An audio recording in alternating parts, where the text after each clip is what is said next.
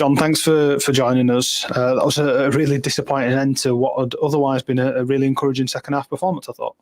I was pleased with the response second half. I think first half just probably lacked a little bit of the energy that we've had in previous games, and I understand that in terms of where the players are physically and mentally, and play and what it took out of them on Wednesday. We knew the subs were going to be important in terms of to re-energise, and I thought they did that, and it gave us that lift. And I'm just disappointed because I felt second half, we kept them penned in, hit the post, had a few other half chances and shots that just went wide. And, I thought it was a deserved equaliser, if I'm honest.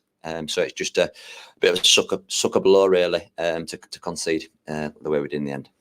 After we'd hit the post ourselves, Hull did it, and it kind of felt like fate might be a little bit on our side at that point, especially after Jack had managed to level. But the disappointment at the end kind of speaks to the fact that even against a team that are up in the top six, similar to how we felt against Southampton, to be honest, that our level of performance earned more than perhaps what we got at the end of it.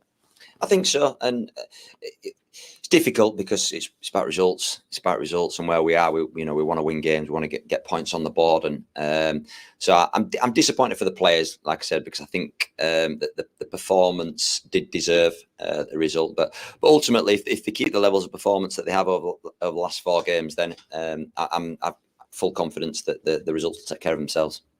You brought Captain Jonathan Hogg back in from the start after resting him in the midweek and putting him off the bench. Was it more just about rotating him and David Kumo up, making sure both of them were as fresh as possible for each game? Yeah, I think the guys in midfield have put an absolute shift in over the last couple of games and what I've asked them to do. And I think that was just a case of making sure that we tried to keep the energy levels as high as possible. When you're looking to jump and press from those types of structures, it's hard work. It's hard work.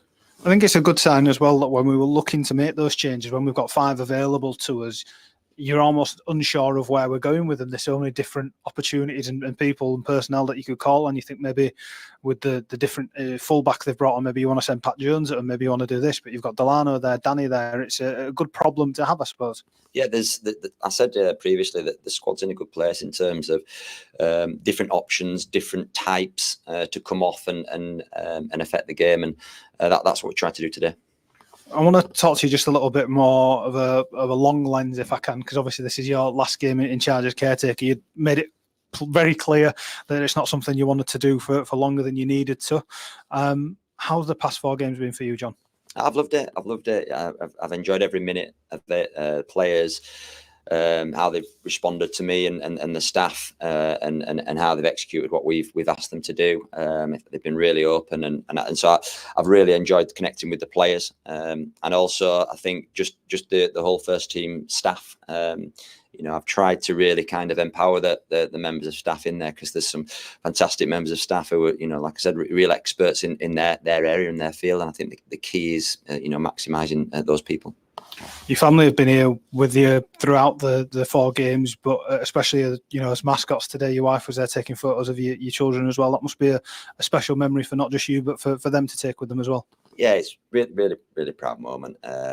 Having my children there and to support and kicking every ball, and it's those are memories that I'll take forever, and I'm really grateful for that.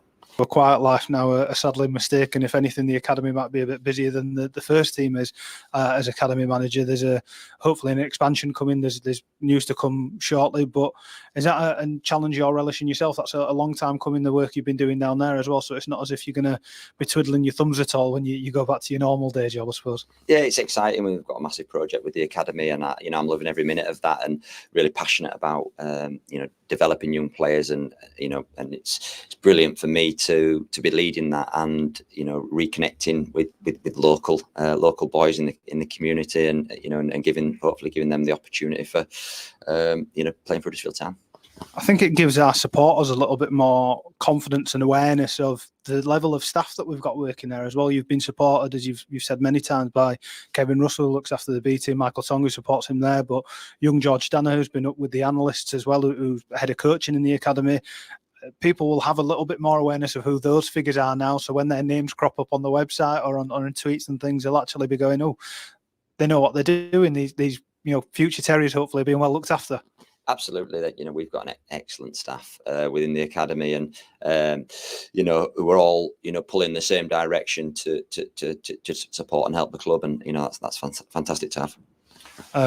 Finally, just closing, John, I think the supporters were singing your name again today. I think there's a real thanks and praise coming from them as well as the staff and players. It must give you a lot of heart, even after a defeat today in these circumstances, that everyone recognises the effort that's been made in these past 4 games and feels that they've got an element of the club back with the work that you guys have been doing. I hope so. I'm really appreciative of the fans, and I just thank the players then as well for everything that they've given me over the last few weeks. And like I said, it's been a privilege. It's been a real proud moment for me and my family. But I've really enjoyed it. But the support that I've had from everyone has been unbelievable, to be honest. That's brilliant, John. Well done on the job you've done. Thanks for how brilliant you've been with us as well. And I would say congratulations on the result, but sadly, Hull will spoil that for us. Cheers. Cheers, mate.